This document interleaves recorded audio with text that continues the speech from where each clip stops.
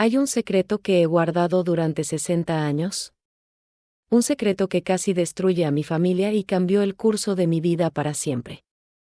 Hoy, a la edad de 72 años, he decidido que es hora de hablar.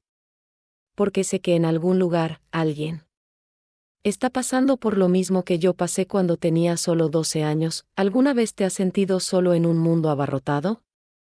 ¿Alguna vez has tenido miedo de decir la verdad porque pensabas que nadie la creería? ¿Alguna vez has cargado un peso tan grande que parecía que te iba a aplastar el pecho? Esta es la historia más difícil que les voy a contar. Pero también es el más importante. Porque a veces, es en nuestro momento más oscuro cuando encontramos la luz que nos guiará por el resto de nuestras vidas. Si estás pasando por algo difícil, si sientes que nadie entiende tu dolor, o si conoces a alguien que necesita fuerza, quédate conmigo hasta el final. Esta historia puede cambiar tu perspectiva sobre el coraje, la familia y el poder de romper el silencio. Corría el año 1964 cuando mi madre, María Elena, nos dejó. Yo era la segunda de 4 hermanos. Yo tenía 12 años, mi hermano mayor, Roberto, de 14, y los pequeños, Carmen, de 8 años, y Sofía, de solo 5 años, vivíamos en una casa de adobe en las afueras de Córdoba, Argentina. Mi padre, don Fernando, trabajaba de sol a sol en el ferrocarril. Era un hombre bueno, de pocas palabras, pero con un corazón del tamaño del mundo. Después de que mamá murió de una fiebre que los médicos no podían explicar, papá se perdió como un bote sin ancla. Fue entonces cuando mi abuelo paterno, don Esteban, vino a vivir con nosotros. Para ayudar con los niños, dijo. Papá estaba tan aliviado. Pensé que por fin tendríamos a alguien que nos cuidara mientras él trabajaba. Qué equivocado estaba papá. Don Esteban tenía 58 años, el pelo gris siempre peinado con brillantes y llevaba tirantes sobre la camisa blanca. Para todos, era un caballero respetable y viudo que cuidaba caritativamente de sus nietos huérfanos, pero pronto descubrí quién era realmente. Empezó sutilmente. Primero fueron las miradas, esos ojos que me seguían cuando ayudaba a servir el mate, cuando lavaba las ollas de hierro en el fregadero de la cocina, cuando barría el patio de tierra al final de la tarde. Luego vinieron los comentarios. «Qué chica tan bonita estás teniendo, Esperanza», decía cuando papá no estaba. Igual que tu madre cuando la conocí, sentí un extraño escalofrío en la espalda, pero no entendía por qué. A los 12 años, no tenemos un nombre para ciertas cosas malas que suceden. La primera vez que me tocó fue un martes lluvioso. Recuerdo hasta el día de hoy el ruido de la lluvia sobre el techo de hojalata, el olor a tierra mojada que entraba por la ventana. Roberto había ido a ayudar a su vecino con unos caballos, las niñas estaban jugando en la habitación. Papá aún no había llegado a casa del trabajo. «Espera, ven aquí, ayúdame con este botón de mi camisa», me llamó. Cuando me acerqué, me sujetó la muñeca con una fuerza que me sobresaltó. Sus manos estaban frías, ásperas por tanto trabajo, pero la forma en que tocaron mi brazo no era la forma en que un abuelo debía tocar a su nieta. «No le vas a decir nada de esto a nadie», me susurró al oído, tan bajo que parecía un secreto mortal. «De lo contrario, tu padre estará muy triste. ¿Ya ha perdido a su madre? ¿Quieres que él también te pierda?». Pasaron las semanas y el comportamiento de mi abuelo empeoró. Siempre esperaba con ansias los momentos en que estábamos solos. Cuando colgaba la ropa en el tendedero, él aparecía por detrás. Cuando estaba en la despensa recogiendo harina para hacer pan, él bloqueaba la puerta. Cada día era un tormento. Seguí contando los minutos hasta que papá llegara a casa, porque sabía que cerca de él estaba a salvo, pero don Esteban era astuto. Conocía el horario de todos. Sabía que Roberto se iba temprano a trabajar a una fábrica de ladrillos, que las niñas se acostaban temprano, que papá solo volvía cuando el sol ya se estaba poniendo. «Si me cuentas algo», me amenazó, «le diré a tu padre que estás mintiendo. Que estás inventando cosas para hacerme daño. Y entonces tendrá que elegir entre creer en mí o en ti, y yo soy su padre, Esperanza. ¿A quién crees que va a elegir?». Esas palabras resonaban en mi cabeza todas las noches. Me tumbaba en mí. catre de madera, mirando el techo de tejas, sintiendo un nudo en la garganta que nunca parecía salir. Lo peor no eran ni siquiera las caricias o las palabras sucias que susurraba. Lo peor era sentirme completamente sola en el mundo, como si yo fuera la única persona que lo estaba pasando. Empecé a cambiar. Dejé de sonreír y de jugar con mis hermanas menores. Cuando papá llegaba a casa, corría a abrazarlo, pero ya no podía mirarlo a los ojos. Tenía miedo de que viera toda la suciedad que sentía que llevaba. Carmen, mi hermanita de 8 años, empezó a preguntarme por qué siempre estaba triste. Esperanza, ¿ya no te gusto?, me preguntaba, y mi corazón se rompía en pedazos. ¿Cómo podía explicarle a un niño de 8 años que nuestro abuelo, la persona que se suponía que debía protegernos, me estaba lastimando de una manera que ni siquiera podía explicar? Si esta historia te está conmoviendo de alguna manera, si conoces a alguien que haya pasado por algo similar, deja un like aquí abajo y suscríbete al canal. Es importante saber que no estamos solos en este viaje. Papá era un hombre observador, aunque era callado. Trabajaba todo el día, pero cuando llegaba a casa, prestaba atención a todo. En la forma en que hablábamos, en el brillo de nuestros ojos, si comíamos bien. Fue un jueves cuando todo empezó a cambiar. Papá llegó temprano porque la locomotora se había averiado a mitad de camino. Don Esteban no se lo esperaba. Estaba en la cocina, tratando de pelar papas para la cena, pero mis manos temblaban tanto que apenas podía sostener el cuchillo. Mi abuelo estaba detrás de mí, susurrando cosas horribles sobre lo que iba a hacer cuando todos estuvieran dormidos. De repente, escuché la voz de mi padre en la puerta de la cocina. «Espera, hija, ¿estás bien?». Cuando me di la vuelta, vi a papá mirándome, luego a mi abuelo, luego a mí de nuevo. Había algo diferente en sus ojos. Una sospecha que nunca antes había visto. Don Esteban cambió de inmediato su postura, volvió a ser el abuelo cariñoso que siempre fue. Solo estaba ayudando a la chica con la cena, Fernando, pero papá no parecía convencido. Se quedó en la cocina con nosotros hasta que llegó la hora de comer. Durante las siguientes semanas, comencé a notar que papá llegaba a casa en diferentes horarios. A veces antes, a veces después. Como si estuviera probando algo, y empecé a tener esperanza. Por primera vez en meses, comencé a pensar que tal vez, solo tal vez, alguien me salvaría de esta pesadilla. Fue un lunes por la mañana cuando todo explotó. Papá se había ido a trabajar como de costumbre, pero olvidó su lonchera. Volvió a buscarlo y me encontró encerrada en mi habitación, llorando, con la ropa rasgada y marcas en el brazo. Mi abuelo estaba al otro lado de la puerta, gritándome que dejara de dramatizar, que estaba exagerando. Cuando papá vio mi estado, nunca olvidaré su rostro. Era como si el mundo se le hubiera venido encima de una vez. El grito que papá dio esa mañana todavía resuena en mis oídos, más de 60 años después. «Papá, ¿qué le hiciste a mi hija?», era una voz que nunca antes había escuchado. Una voz de dolor, de rabia, de un padre que descubrió que no había sabido proteger a su propio hijo. Don Esteban trató de mentir, como siempre lo hacía. Dijo que me lo estaba inventando, que era una chica problemática desde que murió mi madre, que estaba tratando de causar problemas en la familia, pero papá no lo creyó. Por primera vez en meses, alguien estaba de mi lado. «Esperanza», dijo, arrodillándose frente a mí y sujetándome la cara con las 2 manos callosas. «Cuéntamelo todo. Te prometo que te creeré». Y fue entonces cuando empezaron a salir las palabras. Todo lo que había guardado, todo el dolor, todo el miedo, toda la vergüenza, se apagó como una inundación. Papá se ponía más pálido con cada palabra.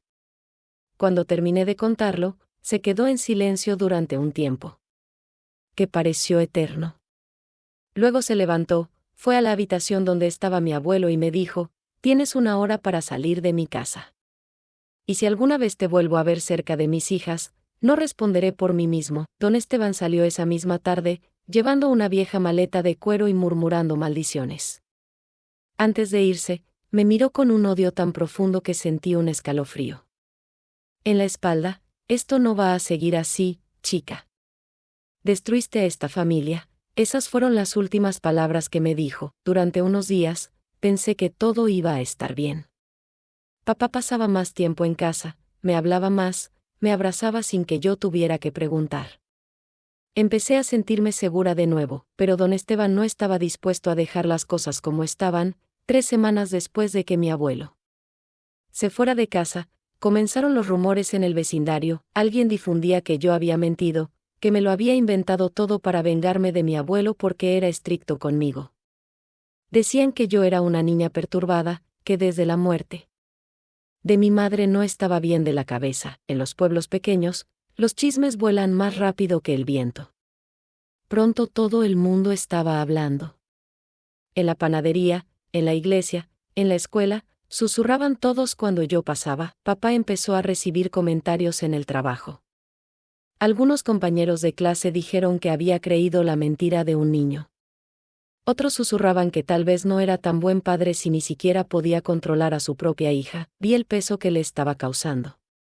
Mi padre, que siempre había sido un hombre respetado en la comunidad, ahora era mirado con sospecha. Una tarde llegó temprano a casa y me llamó para hablar en el patio, donde teníamos un banco de madera que él mismo había hecho. Esperanza, hija, me dijo, tomándome de las manos, necesito que me mires a los ojos y me digas la verdad.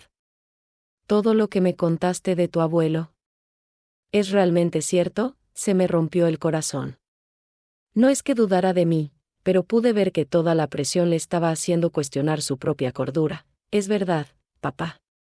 Cada palabra. Me abrazó fuerte y sentí que sus lágrimas caían por mi cabello. Así que vamos a aguantarlo juntos, no importa lo que digan. Pero las cosas empeoraron mucho. Un viernes por la noche, alguien arrojó una piedra a nuestra ventana con una nota: mentiroso. El domingo, en la iglesia, varias personas se levantaron y se fueron cuando entramos. Roberto, mi hermano mayor, empezó a pelear en la escuela porque los chicos se burlaban de él. Tu hermana está loca, le gritaron Carmen y Sofía, mis hermanitas. No entendían por qué la gente se portaba mal con nosotras.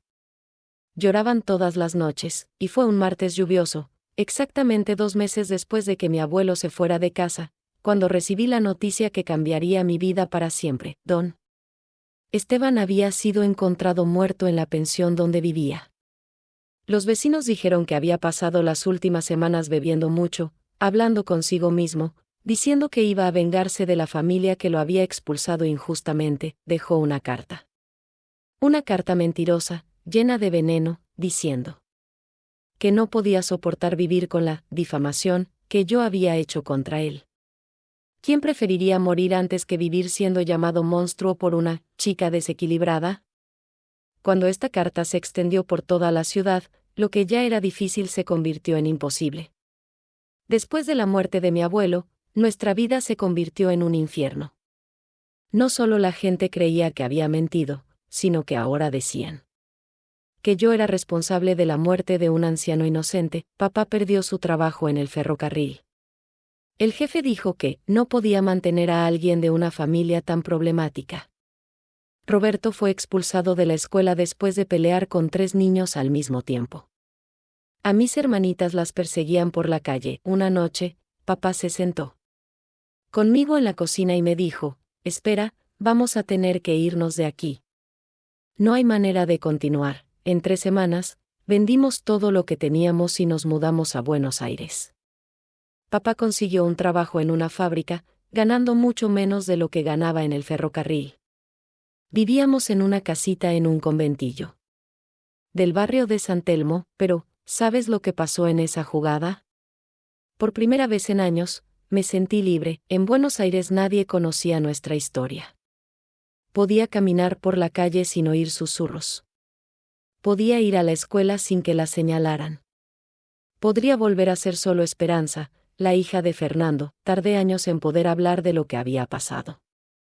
A los 20 años conocí al doctor García, un psicólogo que trabajaba de manera voluntaria en una clínica de barrio.